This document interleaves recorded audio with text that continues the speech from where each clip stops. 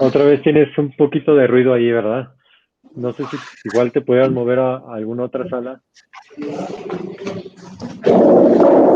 Ya me había movido a la biblioteca. Ahí, ahí para que esté un poquito más tranquilo y te podamos escuchar bien, ¿no? Sí, profe. Muchas gracias.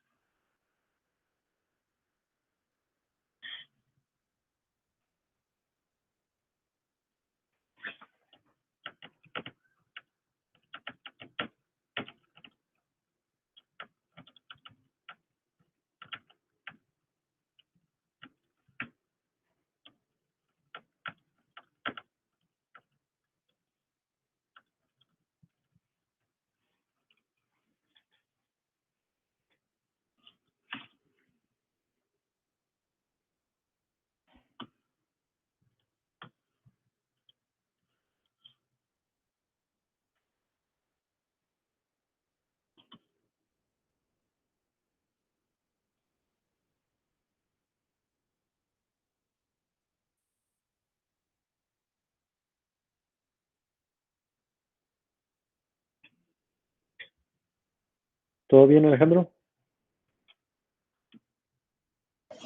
Sí, profe, pero es que no hay lugar solo.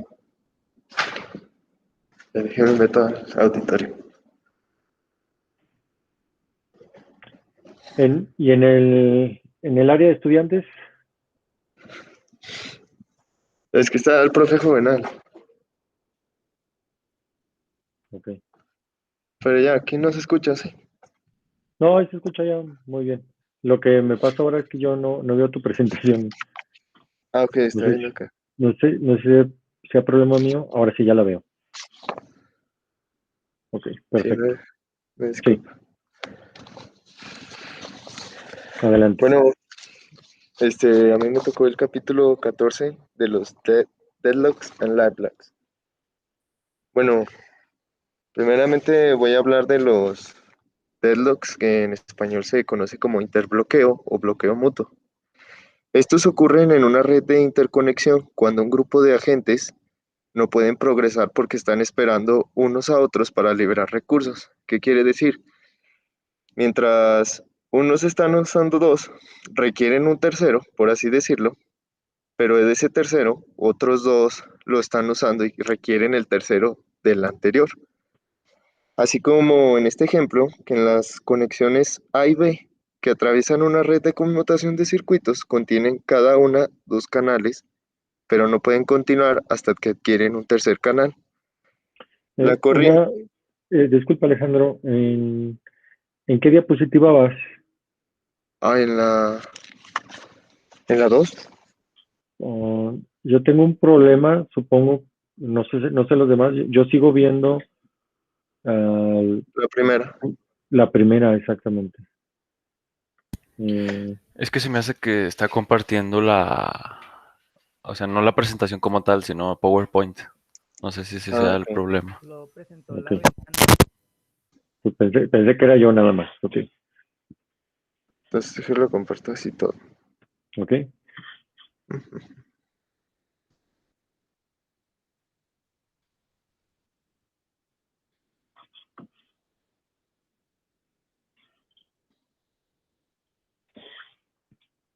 ¿Listo, profe? Ajá, Ah, ahora ok. sí. Bueno, en este ejemplo se tiene que las dos conexiones A y B tienen dos canales que sería U y V, mientras que B tiene X y W. Mientras una necesita la W, la otra necesita la U, por lo cual no puede seguir el proceso porque una depende de la otra y pues no le va a soltar esta conexión a la siguiente. Ok, Las conex- esto, si me permites aquí hacer un comentario. Esto se puede ver, digamos, imagínense que estamos en una intersección o en una calle que tiene intersecciones y digamos, así como suele suceder en ciertas ciudades, ¿sí? De que de repente se atraviesa uno y luego se atraviesa el otro y luego se atraviesa el otro y de repente ya no puede avanzar un carro, ¿sí? Porque está esperando que el de adelante, ¿sí? Avance y el de adelante no puede avanzar porque uno que va hacia un lado, ¿sí? No puede avanzar porque el que va en dirección contraria está atravesado y ese no puede avanzar porque tú estás atravesado. Entonces se forma una dependencia cíclica, de hecho justamente se forma un ciclo, ¿sí? Digamos de que yo estoy esperando a alguien más, ese a otro y el último me está esperando a mí. De tal manera que nadie puede avanzar porque estamos justamente en un ciclo de dependencia, ¿no? Así se entiende, ¿no? Y esto, la parte de deadlock, se dice que está muerto porque pues, justamente no puede avanzar o nadie va a poder avanzar porque, debido a la dependencia, ¿no? Adelante. Sí, de hecho también hay un ejemplo burdo en donde a dos niños jugando con un arco y una flecha, a uno se le da un arco y al otro la flecha, por lo cual ninguno puede jugar porque necesita el otro juguete, por así decirlo. ¿Ok? Bueno, ahora las conexiones son un punto muerto y permanecerán así en este estado hasta que se produzca alguna intervención. Puede ocurrir un punto muerto sobre varios recursos, o sea, pueden ser incluso más canales. Es catastrófico para una red, después de que algunos recursos están ocupados por paquetes en un punto muerto. Otros paquetes se bloquean en estos recursos, paralizando el funcionamiento de la red, así como había dicho. Bueno, se tienen cuatro condiciones. La primera son los de sus agentes y sus recursos. Estos dependen del tipo de control empleado. Los agentes son conexiones y paquetes, mientras que los recursos se pueden representar por canales físicos, paquetes de buffers y canales virtuales, así como se tiene en la imagen. Eh, Nada más buffer de paquetes, ¿sí? Buffer de No paquetes, paquetes perdón. Ajá. Bueno, para el flujo de control se tiene que en la primera etapa, bueno, en el primer ejemplo, es la medida que establece una conexión, adquiere canales físicos y no liberará ninguno de ellos hasta que se complete la conexión. Ahora, con el paquete de buffer y los paquetes, a medida que el encabezado del paquete se propaga a través de la red, debe adquirir un buffer de paquetes en cada nodo. Este lo vuelve algo simple. Mientras que otra vez, ahora con un paquete, pero ahora en un canal virtual, es una medida que avanza el encabezado del paquete mientras se asigna un canal virtual. Este llega a ser un estado de control y un número de buffers en cada nodo que se tiene. Ahora, otra de las condiciones para que se vuelva un punto muerto es el de retención y el de espera y retención. Bueno, ¿esto qué quiere decir? Mientras que uno está agarrando el canal, necesita otro pero está esperando por él. Pero al igual, el otro canal está reteniendo esos dos y quiere el mismo canal del otro, haciéndose un ciclo que no puede terminar y no puede proseguir. Bueno, ahora se tiene la exclusión mutua. Ay, se me cayó. Bueno, esta es de al menos un recurso compartido por los procesos, el cual solo se puede acceder uno simultáneamente. Ahora, el de la no expropiación, los recursos no pueden ser expropiados por los procesos, es decir, los recursos solo podrán ser liberados voluntariamente por sus propietarios. O sea que en este caso pues tampoco los van a querer soltar por lo mismo, hasta que se cumpla su objetivo. Bueno, ahora tenemos clases de recursos. Primero tenemos el clase de distancia. Es un enfoque para ordenar recursos, así como dice. Es un grupo de recursos en clases numeradas y restringe la asignación de recursos para que los paquetes adquieran recursos de clases en orden ascendente.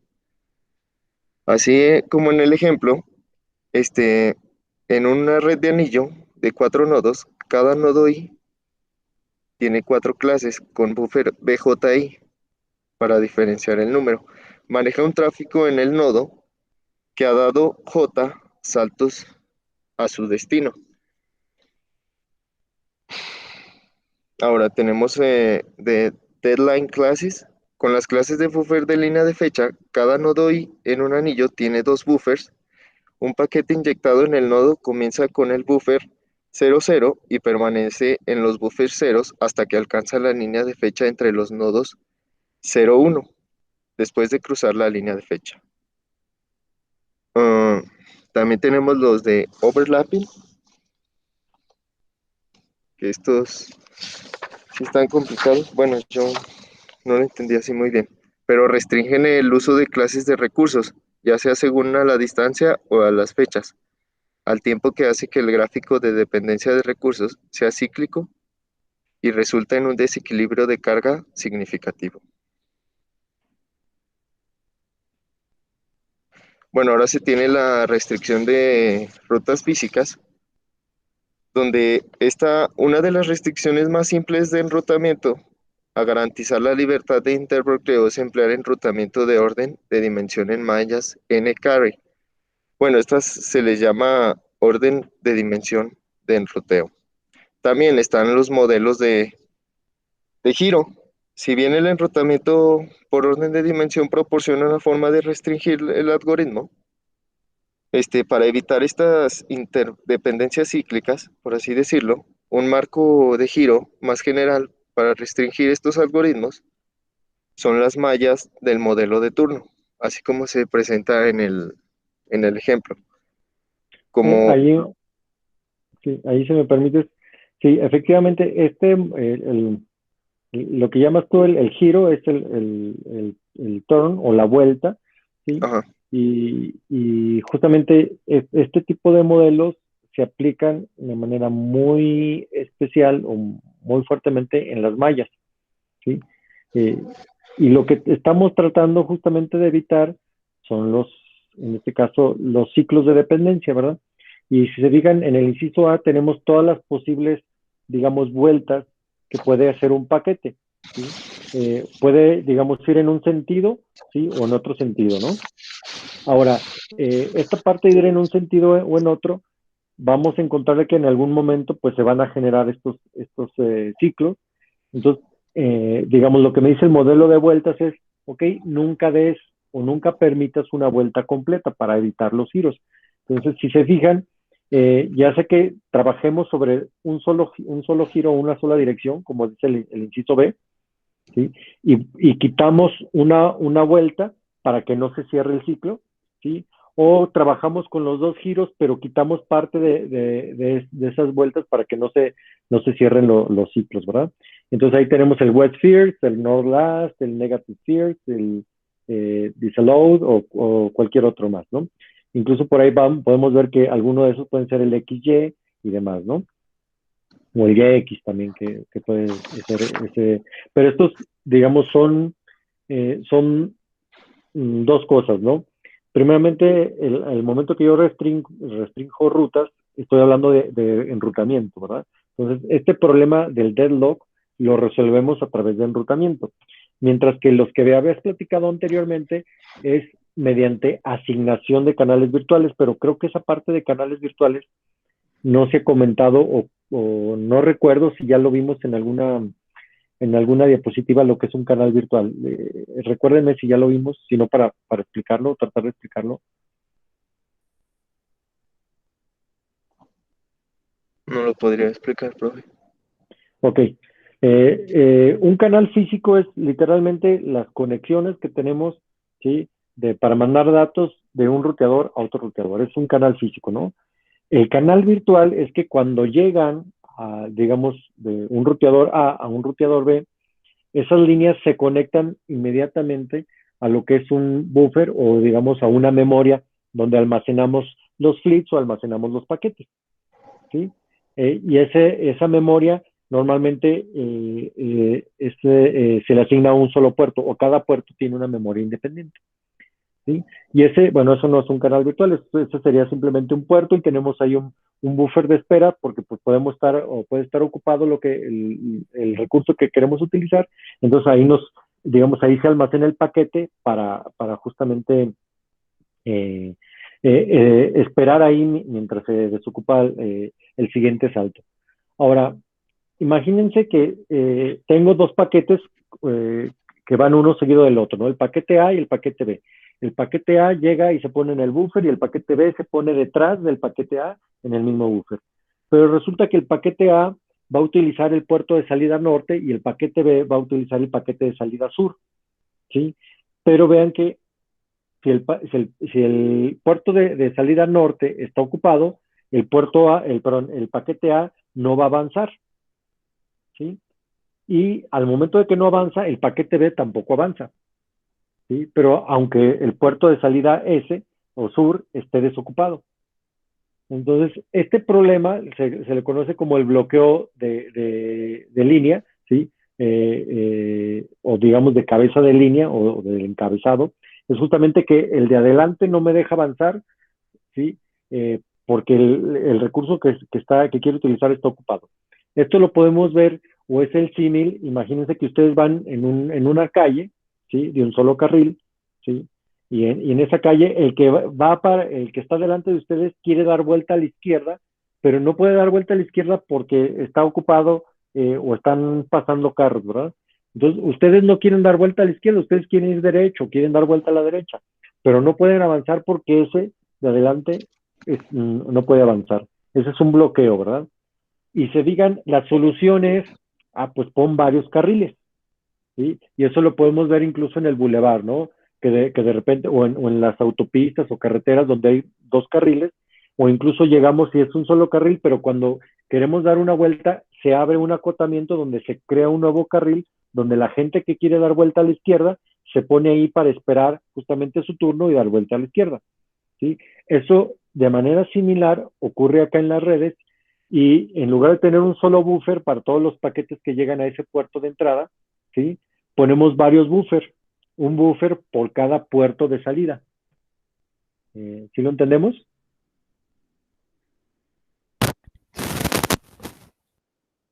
¿No escuché un Sí, sí? profe. Ok. En ese sentido, si nosotros tenemos un buffer de espera para cada puerto de salida, vean que aunque, digamos, el paquete A que llegue y se forma en una fila, el paquete B se va a formar en otra fila. El paquete A va a estar ocupado el norte, no va a poder avanzar, pero el paquete B sí va a poder salir, ¿sí? Y eso justamente, digamos, es el canal virtual se refiere justamente a tener varios, digamos, buffers de entrada en el puerto para diferenciar, digamos, puede ser simplemente dos o uno por cada puerto de salida, ¿verdad? Yo recomiendo que sea uno por cada puerto de salida, pero hay arquitecturas que simplemente tienen dos, ¿sí? El canal virtual 0 y el canal virtual 1, que es justamente a lo que te estaba refiriendo. No se puede regresar la diapositiva, ¿sí? Este que es dices B00 y B01, es justamente que nada más tengo dos buffers para cada puerto, el buffer 0 y el buffer 1, ¿no? ¿Sí? Entonces aquí justamente estoy decidiendo a cuál buffer me voy, si me voy al 0 o si me voy al 1, ¿sí? Ahora, esto mete otro problema, ¿sí? Un problema que antes no teníamos, simplemente llegábamos y nos formamos. Ahora tenemos que llegar y decidir a cuál buffer me formo, ¿verdad? Me voy al canal virtual 0, me voy al canal virtual 1, ¿verdad? ¿Sí? A esto se le conoce como la asignación de canales virtuales, ¿sí? Es un problema más o menos similar, si no está relacionado con la parte de ruteo, es un problema similar al arbitraje, pero si está relacionado con el ruteo, ¿sí? Es un problema de enrutamiento, ¿sí? Es decir, lo que yo les platicaba, o por qué puede estar asignado al ruteo, imagínense que yo les digo, ok, llega un paquete y primero tengo que decidir cuál puerto de salida va a utilizar. Eso lo decide el algoritmo de ruteo. Por eso les digo que si está asignado al ruteo, voy a tener, digamos, en el caso de la malla, voy a tener hasta 4 o 5 canales virtuales, donde dependiendo por qué puerto vaya a salir, ¿sí? Es donde se va formando, ¿no? Pero eso el decidir a qué puertos o digamos a qué canal virtual se va a formar lo decide el ruteo. ¿Sí? ¿Estamos? Sí, profe. Perfecto. Muy bien. Creo que con esto debe quedar un poquito más claro, sobre todo esta parte, cuando hablamos de recursos, nos estamos refiriendo justamente a esos buffers que están en los puertos de entrada, ¿sí? Donde tenemos que llegar a formarnos, ¿no? Y también decirlo, ¿no? Si el buffer está ocupado o está lleno, ¿sí? Pues no voy a poder yo avanzar o utilizar ese buffer, sino que me van a detener, ¿verdad? Me van a decir, ¿sabes qué? El buffer está lleno, entonces en ese momento me detienen, ¿sí? Y automáticamente yo tengo una dependencia con ellos, ¿verdad? ¿Sí? Si no me dejan avanzar, pues ya me detengo. Y si yo lleno el buffer donde estoy, ¿sí? Alguien que quiere utilizar el buffer donde estoy yo, pues también lo voy a detener y así se va la cadenita, ¿no? ¿Sí? ¿Estamos? Y eso es lo que genera el deadlock. Muy bien, adelante. Bueno, y ahora para evitar un deadlock, es que estos para ser evitados se debe de saber cierta información sobre los procesos antes de la asignación de los recursos. Bueno, en este caso, el sistema satisface los pedidos de recursos solamente si se asegura que quedarán en un estado seguro. Y luego, para que el sistema sea capaz de decidir si el siguiente estado será seguro o inseguro, debe saber por adelantado y en cualquier momento el número y tipo de todos los recursos en existencia, disponibles y requeridos. Además, existen varios algoritmos para evitar bloqueos mutuos. Está el algoritmo del banquero, el algoritmo de grafo y el algoritmo de solicitud de recursos. Ahora, para prevenir esto, es que se deben de eliminar todas las condiciones anteriores. O sea, no crear un deadlock para no, no atrasar tu programa. En este caso, en la exclusión de mutua, ningún proceso puede tener acceso exclusivo a un recurso. Esto es imposible para procesos que no pueden ser colocados. También en lo de posición y espera, hold and wait, pueden ser eliminados haciendo que los procesos pidan todos los recursos que van a necesitar antes de empezar. Así como en el ejemplo, desde la fuente tiene varios caminos para llegar y mientras en otra parte solo tiene ya fijos cómo va a llegar al destino, pero puede llegar un momento en donde se pueden coincidir y no funcionar. Ahora, los live logs, esto es algo muy común con los deadlocks. Estos ocurren cuando dos o más procesos repiten continuamente la misma interacción en respuesta a cambios en los otros procesos sin realizar ningún trabajo útil. Estos procesos no están en estado de espera y se están ejecutando al mismo tiempo. Esto es diferente de un interbloqueo, porque en un interbloqueo todos los procesos están en estado de espera. Esto se puede ver como va a seguir su proceso, no va a esperar, pero pues aún así puede llegar a fallar. Y eso sería todo por mi parte. Ok, abundar un poquito en la parte del live lock.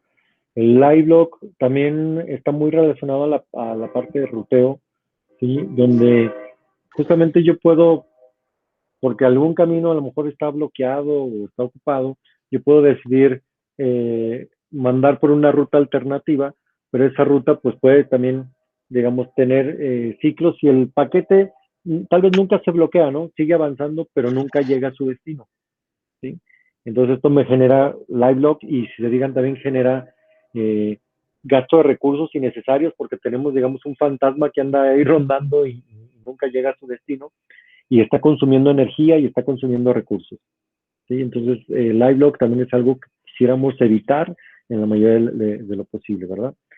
Y comentarles, ¿puedes regresar un poquito a una diapositiva?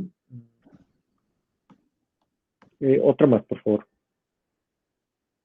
En esta parte de evitar los deadlocks, justamente comenta, o no sé si lo comentaste o creo que te faltó, digamos, hay dos técnicas, que es la de evitarlos, ¿sí? Los deadlocks, y la otra es detectarlos y corregirlos, ¿sí? Las técnicas de evitarlos, ya lo platicaste, y en términos generales, ¿sí?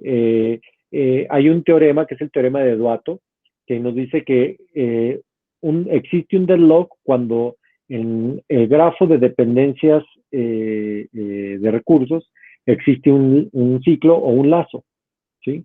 Entonces, hay que generar, para cualquier asignación de recursos, hay que generar este grafo de dependencias y si hay un ciclo, ¿sí? Entonces vamos a tener un deadlock, ¿sí?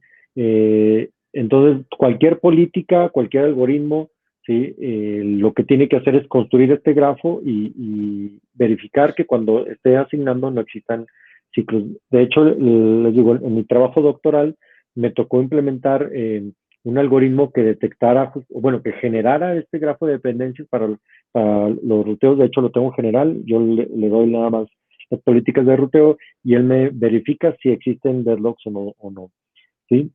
Eh, y bueno, también a raíz de eso, por ejemplo, incluso les digo, también después lo utilicé en algoritmos genéticos. Con algoritmos genéticos yo genero diferentes ruteos aleatorios y después pruebo que no tengan deadlocks. Si tienen deadlocks, los descarto y digo, estos no sirven, ¿verdad? ¿Por qué? Porque si implemento esto, pues voy a tener ahí, se me va a atorar el sistema, ¿verdad? Y bueno, eso es por la parte de evitar los deadlocks. Pero existe otra técnica que es la de detectar los deadlocks, ¿sí? Y de alguna manera, por así decirlo, destrabar el estado de deadlock. Para esto tenemos que meter hardware justamente que se dé cuenta que hubo un deadlock, es decir, que las cosas no están avanzando, ¿sí? Lo cual lo hace un poquito más caro, pero en algunos casos, sobre todo en el inicio de estas redes de interconexión, era lo que se hacía, ¿verdad? Tratar de detectar el deadlock. Y lo que hacíamos ahí era que tirábamos paquetes de manera aleatoria para ver si eso resolvía el problema, ¿verdad? Sí, entonces poníamos timer, ¿sí? Pues, a ver, esto tiene que avanzar o se tiene que tardar tanto tiempo. Si no sucede así, ¿sí? O ya ha pasado algún tiempo y los estados de la red o el estado del ruteador no ha cambiado, sigue estando esperando a alguien, entonces empezamos a tirar paquetes de los buffers para que de alguna manera pueda esto circular, ¿verdad? Sin embargo, esto no garantiza que más adelante se pueda dar otro deadlock y volvamos a caer en la misma condición y tengamos otra vez que tirar paquetes, ¿no? ¿Sí? ¿Sí queda claro? Sí, profe. Sí, esto sería algo similar a lo que sucede en las redes IPs, donde cuando hay congestión de red, lo que hacemos es tirar paquetes, ¿verdad? Para que la congestión baje y de alguna manera la información pueda avanzar o los paquetes puedan avanzar, ¿sí? Sin embargo, bueno, allá simplemente tenemos un TTL o un time to leave donde si se vence el temporizador simplemente se tiran los paquetes, ¿no? ¿Sí? Acá tendríamos que implementar algo similar, ¿verdad? Si queremos tal vez un campito en el paquete donde vayamos escribiendo, ¿sí? El tiempo de vida y tener contadores en los ruteadores, ¿verdad? Ok. ¿Dudas, preguntas hasta aquí?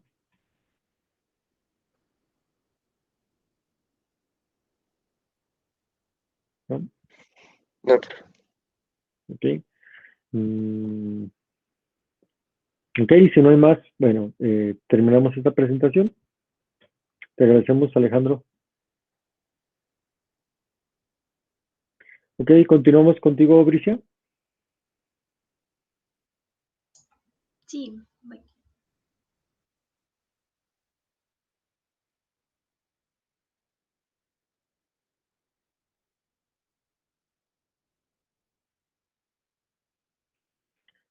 Bueno, mientras Bricia se prepara, sí, comentaros que esta parte del log es una de las partes más importantes en las redes, en chip principalmente, por la parte de que puede, se digan, cuando tengo del log, el sistema queda inútil, o sea, no sirve para nada. Y entonces es una de las cuestiones más críticas de un sistema. Y de hecho, bueno, ya tiraron las páginas, bueno, ya no las podemos ver, pero antes, cuando yo estudié el doctorado, que era en el 2013 al 2016, existían estas compañías como Sonic, como, ¿cómo se llama la otra? Speed, ¿qué se llamaban? Speed Networks, una cosa así, eh, que justamente te vendían una red en chip que decían ellos, ¿sí? Red Lock Free, ¿no? Entonces era así como que su eslogan, ¿verdad? Ya cuando te das cuenta dices, bueno, deadlock free, uno, como ya vimos aquí este capítulo, uno empieza a pensar, a ver, pues, ¿cómo lo hicieron? A ver, hicieron un mecanismo de asignación de canales virtuales, hicieron un algoritmo de detección de deadlocks o un algoritmo para evitar deadlocks. Y no, lo que hicieron fue algo lo más simple del mundo. Es decir, aplicaron un algoritmo de ruteo que es libre de deadlocks, que es el XY. No es el más eficiente, pero es el más conocido y el más simple. Entonces dijeron, pues no me la voy a complicar, lo aplico y ya incluso quedó libre de deadlock, ¿no? Entonces, aunque este capítulo puede sonar muy complicado, luego ya cuando lo llevamos a la práctica, sí, a veces ya en la práctica pues, nos vamos con lo más sencillo, ¿no? ¿Por qué? Porque tenemos queremos implementar en hardware y queremos que el hardware sea rápido, que sea sencillo también, entonces no nos queremos complicar la vida, ¿no? Ok, bueno, hacer un comentario al margen. Adelante, Bricia. Hola, bueno, en esta ocasión me toca presentar el tema de Quality of Service.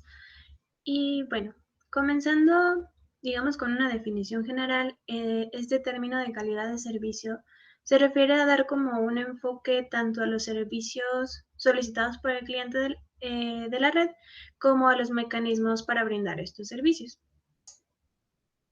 Bien, bueno, tenemos clases de servicio y contratos de servicio. Bueno, en algunas aplicaciones de redes de interconexión nos es útil dividir el tráfico de la red en varias clases para así poder administrar de manera más eficiente la asignación de los recursos a los paquetes. Las diferentes clases de paquetes pueden tener pues diferentes requisitos y bueno, conocer la prioridad y los requisitos de cada clase nos va a permitir asignar recursos de manera más eficiente que si todos los paquetes recibieran exactamente pues el mismo servicio. Es como las personas, cada quien tiene necesidades diferentes, ¿no? Y bueno, las clases de tráfico se dividen en dos categorías amplias. La primera de ellas es clases de Guaranteed Service, que viene siendo pues el servicio garantizado. Bien, las clases de servicio garantizado tienen, como su nombre lo dice, garantizado un cierto nivel de rendimiento, siempre y cuando pues el tráfico que se inyecte cumpla con un conjunto de restricciones. En estos casos existe un contrato de servicio entre la red y el cliente y siempre que el cliente cumpla con las restricciones, pues la red ofrecerá el rendimiento establecido. Entonces, por ejemplo, pues podemos garantizar, no sé, que el 99.9% de los paquetes se envíen, que se van a entregar sin pérdida y que no tendrán, por ejemplo, una latencia mayor a un microsegundo, siempre y cuando pues no se esté inyectando más de 1 kilobits durante un periodo de 100 nanosegundos. Esto se puede ver de una forma análoga como, no sé, por ejemplo, podría ser Amazon, que te dice, ok, tu paquete si pesa, o no sé, DHL, por ejemplo. Si tu paquete pesa tanto, cumple con tantas medidas, yo te garantizo que para mañana va a estar listo en el lugar al que lo vayas a mandar. Bueno, el segundo tipo es clases de Best Efforts. Y bueno, la red no ofrece garantías sólidas sobre los paquetes de mejores esfuerzos o Best Efforts. Dependiendo de la red, estos paquetes pueden tener un retraso arbitrario o incluso hasta descartarse. La red simplemente hará su mejor esfuerzo para entregar el paquete a su destino. Esto es más como el correo. No sé si todavía utilizan correo de que, ok, vas a enviar tu carta, pero puede que llegue, pero a lo mejor, no sé, se nos perdió entre tanto papel. Bueno, luego tenemos lo que son ráfagas y retrasos de la red. Bien, los servicios de garantía pueden contener restricciones de retardo y fluctuaciones, además de las solicitudes de velocidad. Para implementar estas garantías se deben considerar las ráfagas de determinados flujos de tráfico. Entonces, una ráfaga podría decirse que es cuando pues estamos enviando muchos paquetes y de repente pues ya se normaliza el flujo, por decirlo de esa manera. Y entonces nos dice el libro que un flujo sin ráfagas o non-bursting flow envía sus datos en un patrón regular.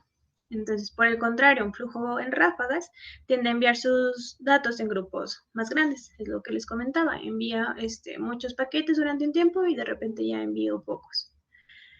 Y bueno, en la figura, en la parte A se muestra un flujo sin ráfagas, mientras que aquí en la parte B se muestra un flujo con ráfagas.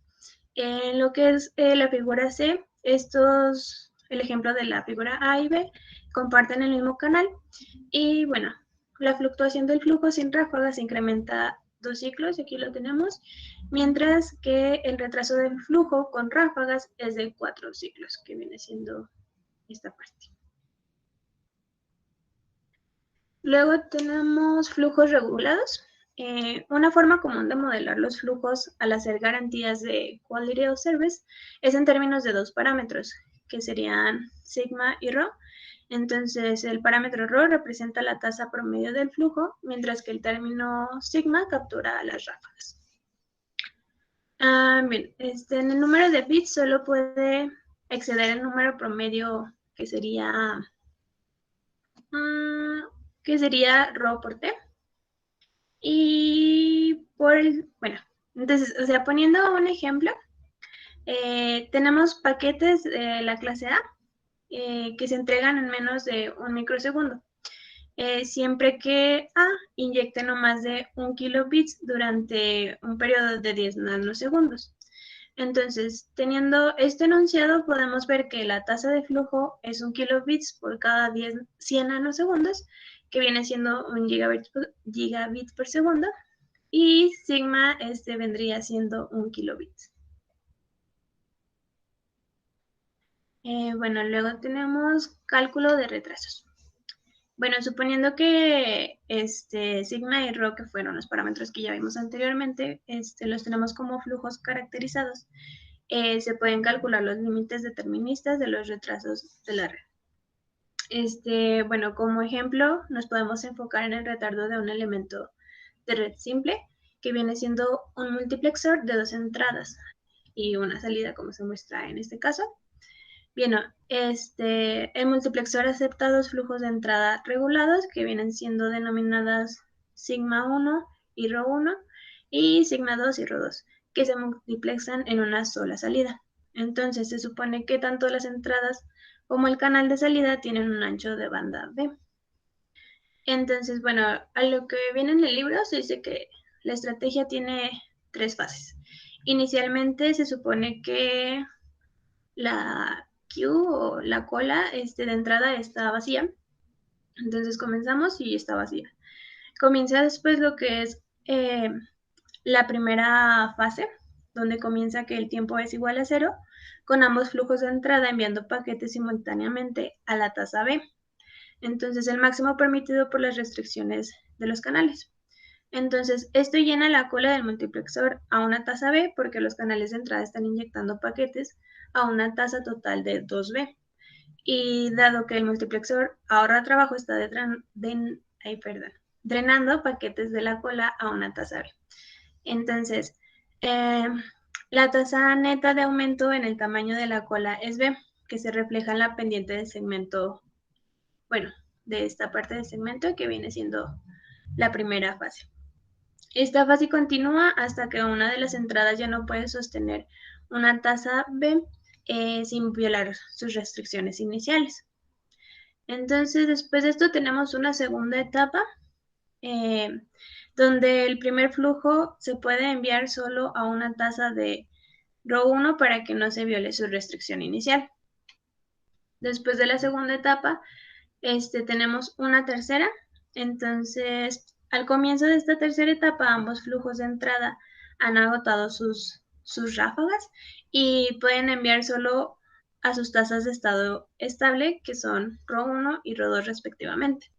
Esto produce una tasa decreciente, que es la que vemos aquí. Y bueno, esta tasa decreciente va a ser de B menos rho 1 menos rho 2, que va a ser el tamaño que ahora va a tener la cola. Luego tenemos implementación de servicios garantizados. bueno, se dice que existe un amplio rango de posibilidades para implementar servicios garantizados. Y bueno, dentro de esto tenemos bueno, no sé si esta es como la traducción correcta, sería como asignación total de recursos. Bueno, en esta sección no se asignan recursos específicos a ningún flujo, más bien la red acepta solicitudes de sus clientes en función de la asignación total de recursos. La forma más sencilla de implementar una garantía de servicio es exigir que la demanda agregada de una clase de tráfico sea menor que un cierto límite, como pues ya se mencionaba. Entonces, con esto se garantiza que el tráfico conforme a este límite con este límite no se va a saturar la red y por lo tanto se puede garantizar una entrega sin pérdidas con ciertas características de red. Luego tenemos reservación de recursos. Bueno, en situaciones en las que se requieren mayores garantías de demora y fluctuación, puede ser necesario reservar recursos específicos. Esto va a conllevar una mayor carga de hardware, porque estas reservas también deben almacenarse en la red. Entonces, tenemos dos enfoques de reserva. La primera son los circuitos virtuales, donde los recursos se reservan en el espacio. Y la segunda es la multiplexación por división de tiempo, donde los recursos se reservan tanto en el espacio como en el tiempo.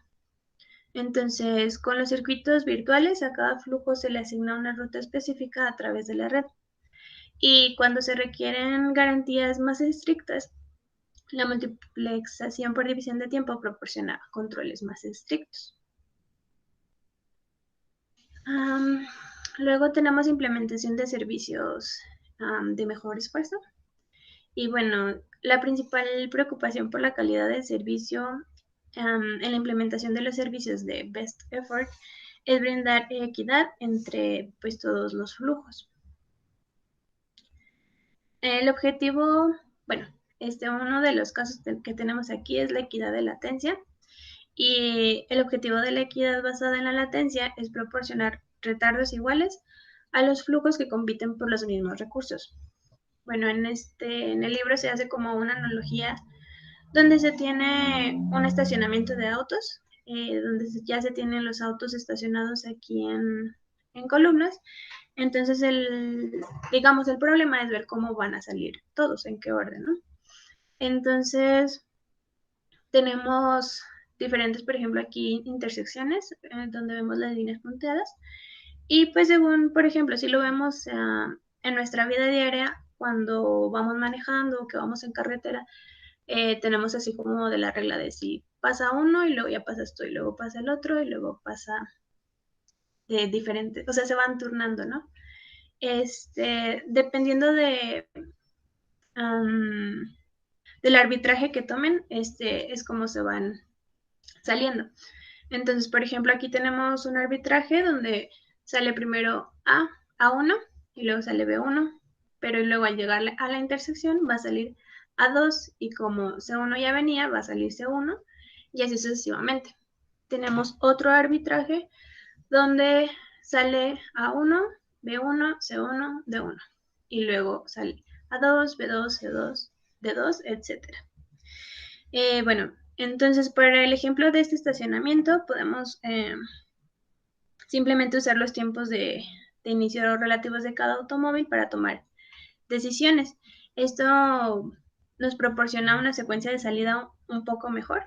Y bueno, para las redes, a la política de latencia justa generalmente se refiere como arbitraje basado en la edad, donde se va a tomar en cuenta cuánto tiempo lleva esperando un paquete.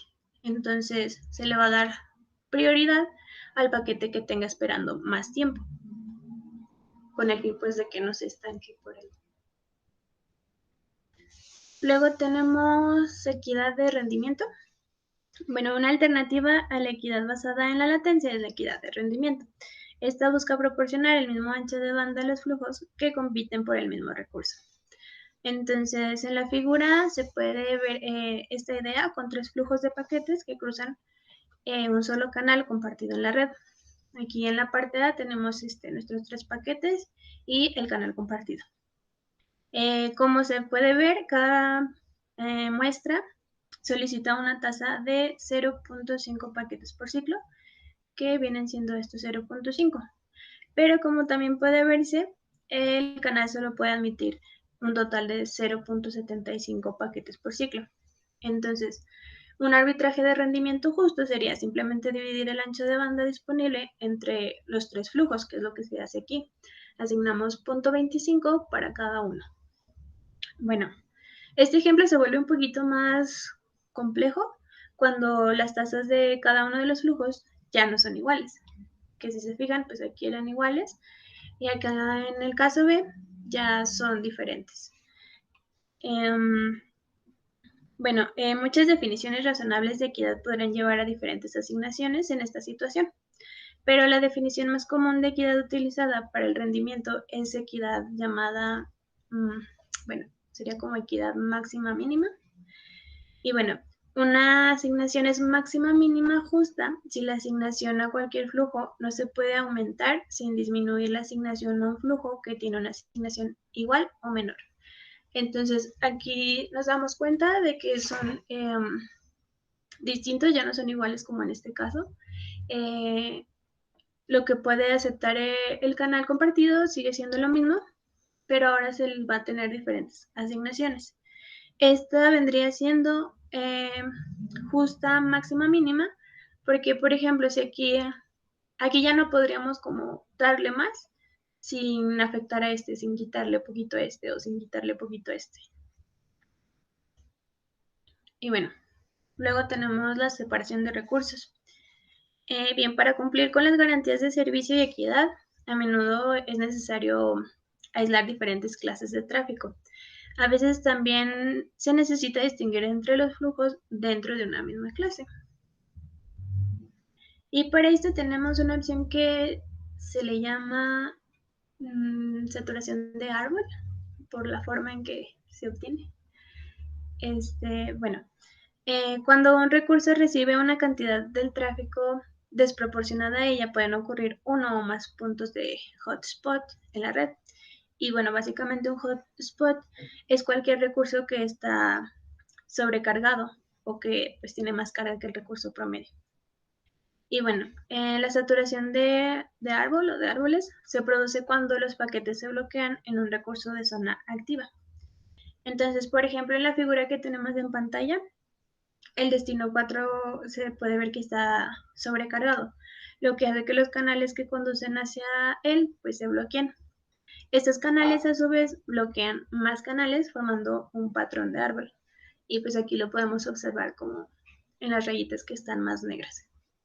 Entonces se produce una interferencia para, por ejemplo, para el nodo de destino 7.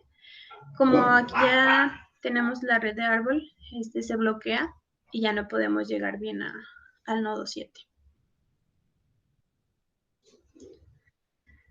Luego tenemos redes de no interferencia.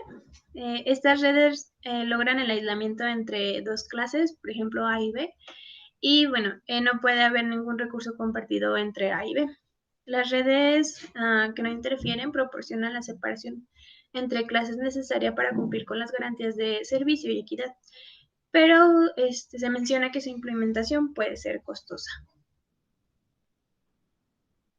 Bueno, y finalmente tenemos uno de los casos de estudio que vienen siendo clases de servicios ATM. Bueno, ATM es el modo de transferencia asíncrona y pues es una tecnología de red diseñada para admitir una amplia variedad de tipos de tráfico. Generalmente se hace un énfasis en el tráfico multimedia, como lo puede ser el tráfico de voz o de video. Y bueno, cada conexión ATM se caracteriza por una de las 5 clases de servicio básicos, que son los que se muestran en pantalla, que son por ejemplo, la primera es velocidad de bits constante, luego tenemos velocidad de bits variable en tiempo real, velocidad de bits variable, tasa de bits disponible y tasa de bits no especificada. Y bueno, creo que sería todo de mi parte. Muy bien, muchas gracias, Bricia. Antes de hacer yo unas observaciones, ¿tienes algún punto en especial que te gustaría que comentara o alguna duda? Sí, creo que...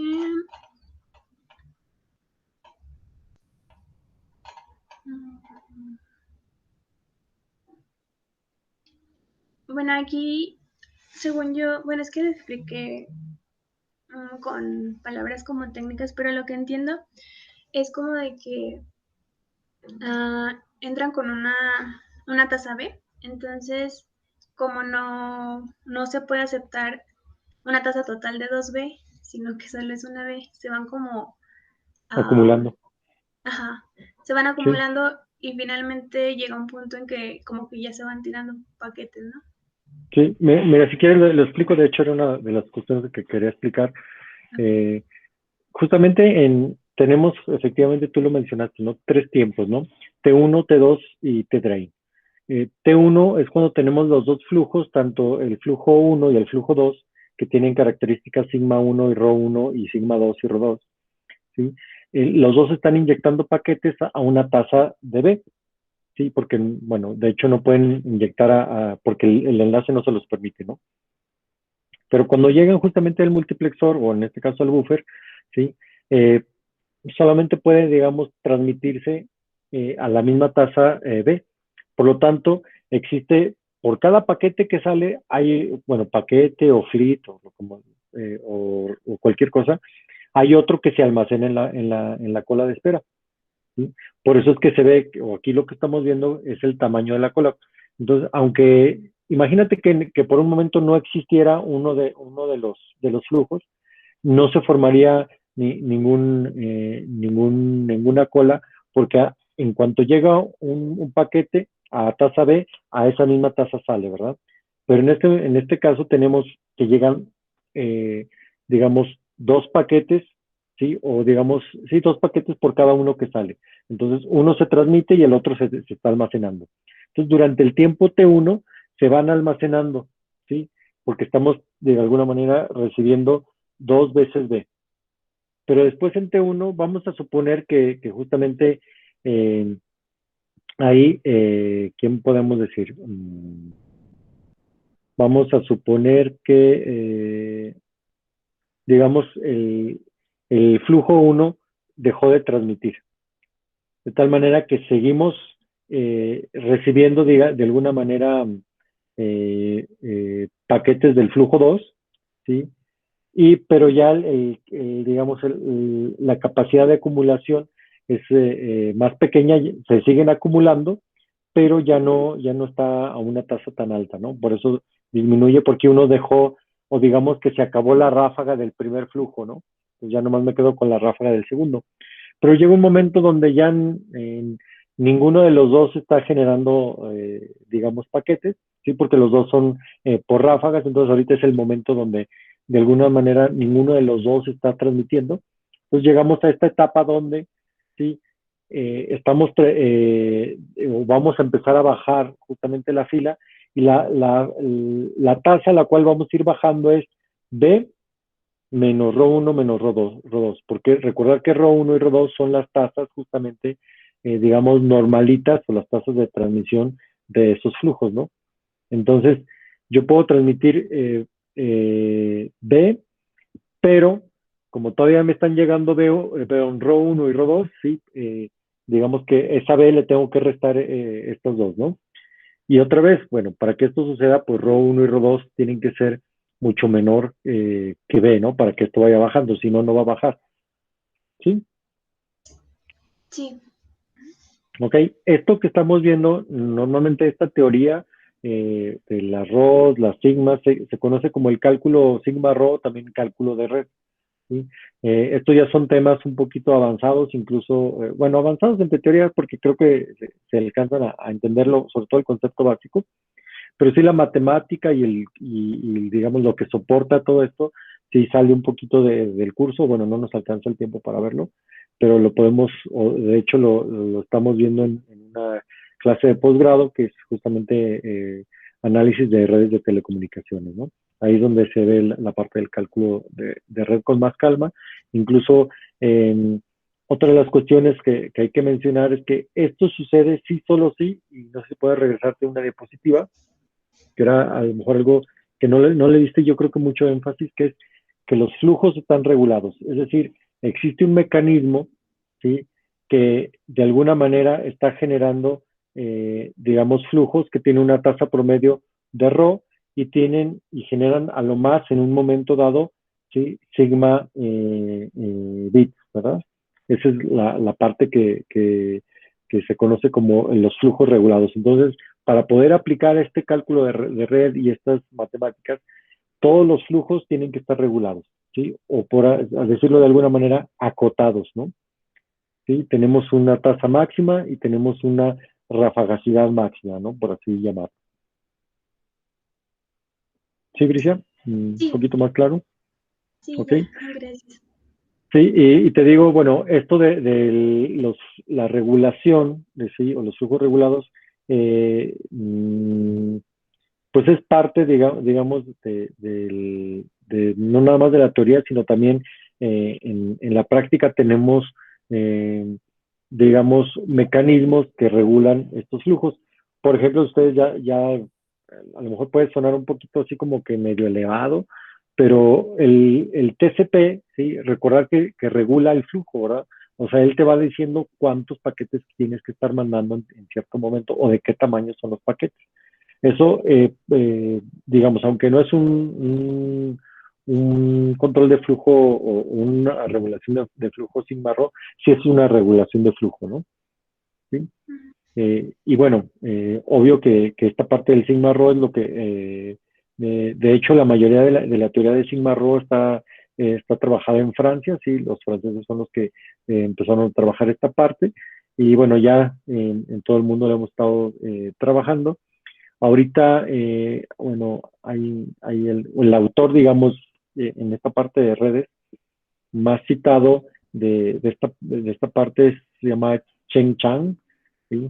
Es un chino. Y también otro chino, no recuerdo ahorita el apellido exactamente. Si se digan, esta regulación de flujo es una regulación determinística, donde las tasas y todo es determinista. ¿Sí? Bueno, a alguien se le ocurrió meterlo también de manera, en lugar de tener una tasa fija, decimos que hay una probabilidad o una distribución de probabilidad de la tasa, y esto se ve como un control, para un cálculo de red determinístico, probabilístico, o una regulación de flujo probabilística. ¿Sí? Y también hay otra teoría que trata esa parte, ¿no? Incluso esta parte de regulación se ve mucho o lo han aplicado mucho en la parte de redes inalámbricas, sobre todo redes ad hoc, y generar de alguna manera protocolos para utilizar mejor los canales inalámbricos. Es donde yo lo he visto, pues, que lo han utilizado. Ok. No sé si puedes irte al inicio de la presentación, nomás para acordarme cuáles eran los temas que quería tocar. ¿Sí? Puedes avanzarle y yo te digo, por ejemplo, aquí, bueno, en la parte de los tipos de servicio, la pregunta es, ¿por qué querer tener diferentes tipos de servicio?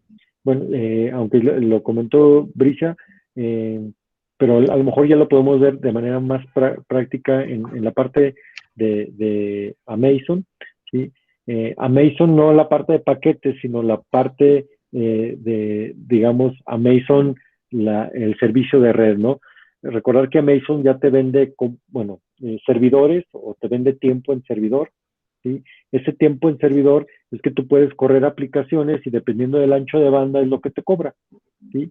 Y de alguna manera, pues ellos quieren, de alguna manera, por medio de algún mecanismo, limitar justamente que un usuario no utiliza más de lo que está pagando, ¿verdad? ¿Sí? Entonces yo puedo agarrar un paquete donde me garanticen, no sé, cierto ancho de banda, y no me paso de ese ancho de banda, ¿no? Entonces, esta parte de los reguladores es justamente eso, ¿verdad? Que aunque la red esté vacía, no utilizar más del ancho de banda, o no utilizar más de un procesador de lo que pagaste, ¿sí? Adelante, por favor. Bueno, esto ya lo platicamos, también esto. Otra más. También comentabas esta parte de reservación de recursos, bien dices tú, la parte de circuitos virtuales, la parte de ranuras de tiempo o en la parte de división de tiempo.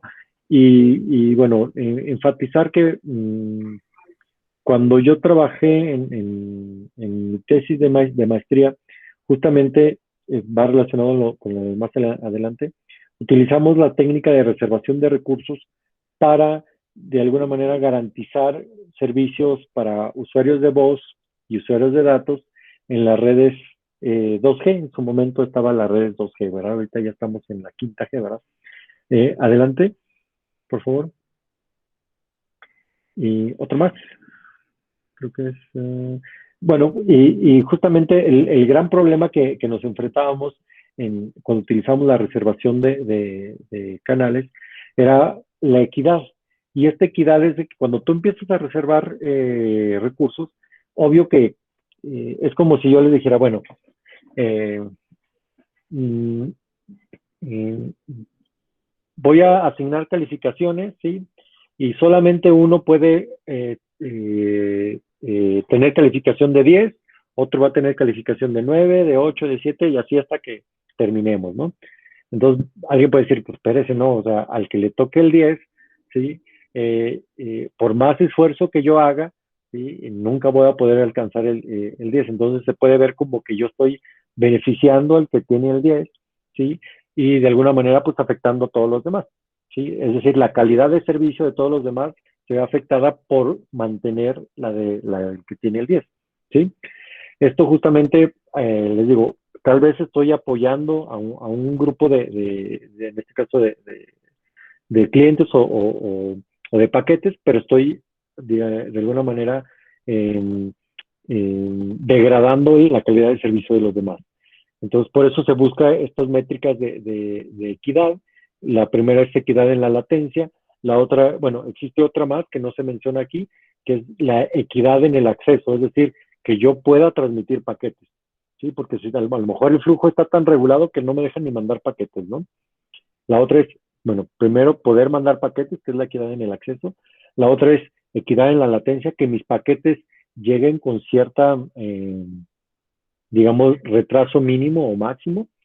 Y la otra es que se me asigne un ancho de banda para garantizar justamente, garantizar mm, que yo estoy utilizando los recursos. Comentarles que en este sentido, el doctor Salvador, bueno, el casi doctor Salvador, ya estamos va a presentar, yo espero que no pase de mayo, de junio, la presentación de su tesis doctoral. Con él trabajamos justamente un esquema de arbitraje con el cual podemos nosotros regular la parte del ancho de banda y de alguna manera garantizar la equidad en el ancho de banda.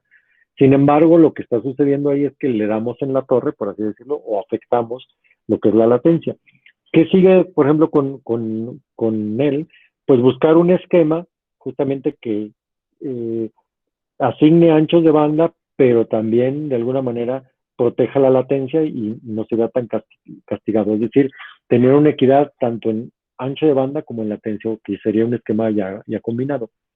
Todo esto que les platico, yo lo estuve trabajando en redes celulares, ¿sí? Lo aplicamos para redes 2G y 3G, creo que se puede aplicar, y trabajamos justamente esos tres esquemas de equidad.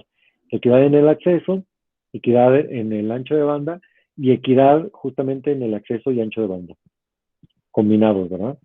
¿Sí? Y bueno, los resultados eran bastante interesantes porque le permitía justamente al dueño de la red, ¿sí? De alguna manera garantizar la calidad de servicio sin importar las condiciones de la red, ¿no? O de saturación de la red. ¿Sí? Entonces, algo similar vamos a estar trabajando probablemente más adelante con el doctor Salvador en esta parte. Creo que ya es todo. No sé si puedo decirte al final. Ah, sí, la parte de Max Min Fairness. Sí, también quiero explicarla. Sí, esta parte sí, de Max Min Fairness. Si se fijan aquí, lo explicó muy bien Brígidas, nada más quiero enfatizar el por qué estos números, ¿no? sobre todo del lado izquierdo, pues se entiende muy bien, ¿no? Punto 5 todos, entonces se divide la capacidad del canal, que es punto 75, entre los tres, porque los tres están pidiendo lo mismo, entonces punto 25 cada uno. Pero del otro lado no. De repente uno puede decir, bueno, ¿y por qué punto 15 a uno y por qué los otros tienen punto 3? Bueno, resulta que en un esquema ideal, eh, digamos, flujo debería de tener punto 25.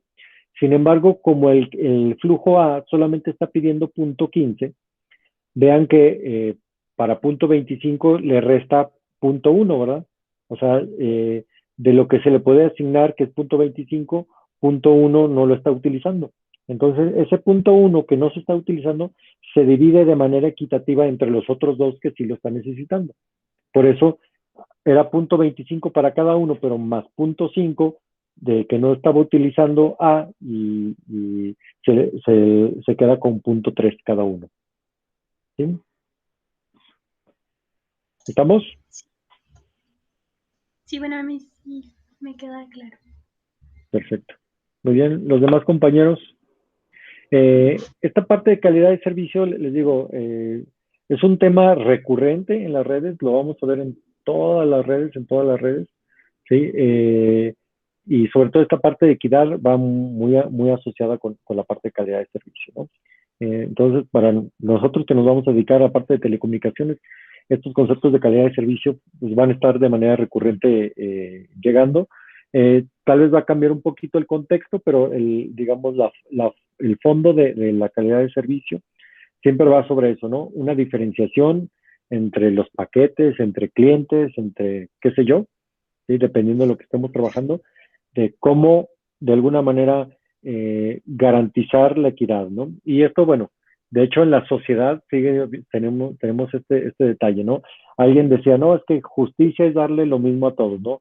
Y equidad es darle justamente lo que necesita cada quien para que de alguna manera todos tengamos la misma calidad de servicio, ¿sí? Entonces, por eso algunos, aunque dices, ¿por qué le estás dando más a él? Bueno, porque lo necesita más que tú, ¿verdad? ¿Sí? Ujú. ¿Ok? Ok, si no hay dudas, preguntas, ¿todo bien, compañeros? Sí, profe, todo bien. Perfecto, Sí, voy todo a bien, profe. parar mi grabación.